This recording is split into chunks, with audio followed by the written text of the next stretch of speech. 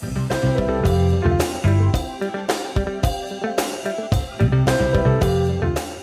land has been a contentious issue in South Africa. The latest statement by President Jacob Zuma caused a stir when he said that international community foreign nationals will not be allowed to own land in South Africa, but will be eligible for long-term leases.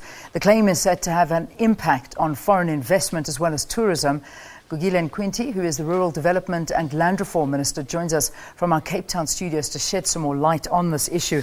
Minister, thank you very much for joining us. Welcome to Morning Live. Thank you, and thank you for inviting us. All right. Minister, what is the new policy surrounding land and the banning of foreign nationals from buying land? What are the implications thereof? Oh, thank you, and let's explain one thing first. That firstly, we're speaking about productive land. That's what we're referring to here. So the President's statement relates to that. Secondly, when Parliament passes a law and signed the bill and signed into law by the President, the effect of the law is the one that will take from there moving forward. With regards to the ownership, the current ownership of productive land, that's a matter that we will be considering, including a possibility of taking that question to the Constitutional Court to resolve it. Okay. So it's going to be a completely legal process. Okay. When you mean productive land, what are you referring to? We're talking about arable land. We're not talking about properties, people who hold residential areas and so on, business. We're not talking about that. We're talking about arable land, which is productive. That's 82 million hectares of South Africa's land. Yeah. I mean, just as an example, somebody who lives overseas, they own a home or they want to buy a home in Camps Bay, and they're not necessarily a South African citizen, are they still able to buy? That's not what we're talking about. But if somebody wants to buy a farm in South Africa, then that's where it actually will apply. Yeah, yeah. If they want to buy property at Kendon-on-Sea where I stay, that's not what we're talking about. But if they wanted to buy productive land outside of that, it applies. So okay, just to clarify for people, because I think a lot of people misunderstood that. If people want to buy a holiday home, as you say, on Kenton-on-Sea, but they live in the UK, they're still able to do that, and they yes, are allowed that. But if they want to buy a farm here in South Africa with arable land, they are not allowed to do that. That's where the law will apply. But remember as well that they will still be eligible for long-term lease of a minimum of 30 years. Anything above 30 years would be regarded as long-term. Yeah, yeah. The President also said that no farmers are allowed to own more than 12 hectares of land. What happens in the instances where these restrictions are discounted? What happens here? Yeah, Leon, this is not something new again. We've been debating this with farmers for I'm expecting them to finalize their own response by the end of March. This is a matter that's on the table. We're discussing that. You see, we had the land summit late last year, and we put this on the table. And this 12,000 hectares is not something that we just woke up with. It's something that's come out of the discussion.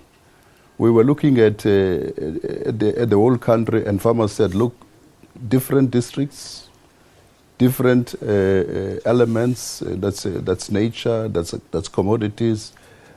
They said, take into account that. So the district land reform committees that are in the National Development Plan, that's part of their responsibility is to say, fine, given that there is this limitation, how do we apply this in the Northern Cape as opposed to Southern Cape, etc., because these are different areas. So it's actually a flexibility which stems from the negotiations that are taking place now with farmers. Yeah. What will be the case, or what measures will be put in place for those farmers who own more land than what is stipulated, and perhaps sort of embezzle them under relatives or something along those lines? What will happen then? Yes, anything above the threshold, the state will buy and redistribute.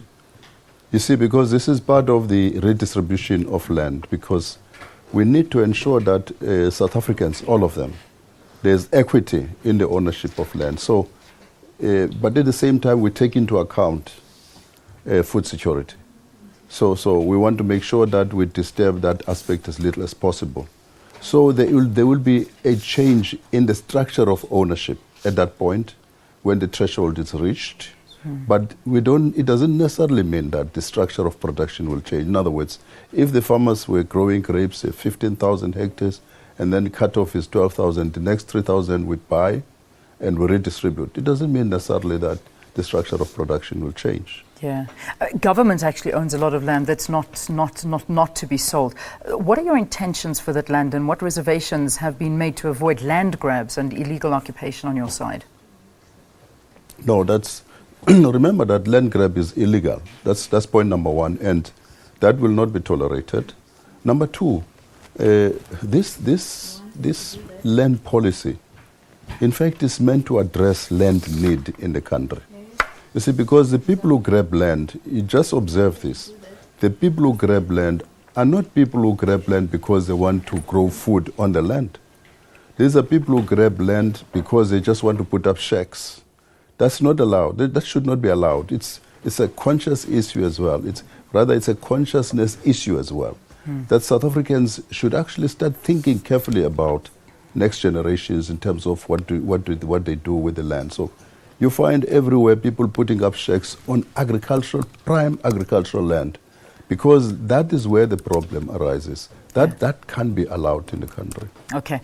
Minister, thank you very much for joining us. And I know that we're unfortunately running over. We've got to get to the news. But I still have to understand this. There's foreign land ownership. They are not allowed to own arable land, but they are allowed to own a house or a flat or whatever it may be here in the country. Is that what now foreign ownership is amounting to? That they are not allowed to buy arable land? That's all.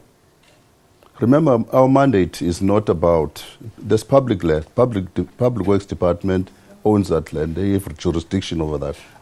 I certainly don't. My jurisdiction is on arable land, what we refer to as agricultural land. Okay, that's right. Okay. All right, so you're just speaking on behalf of your department, not necessarily what other land is. We'll have to get other representatives from the department to come in and talk about it and clarify it. Minister, thank you for talking to us.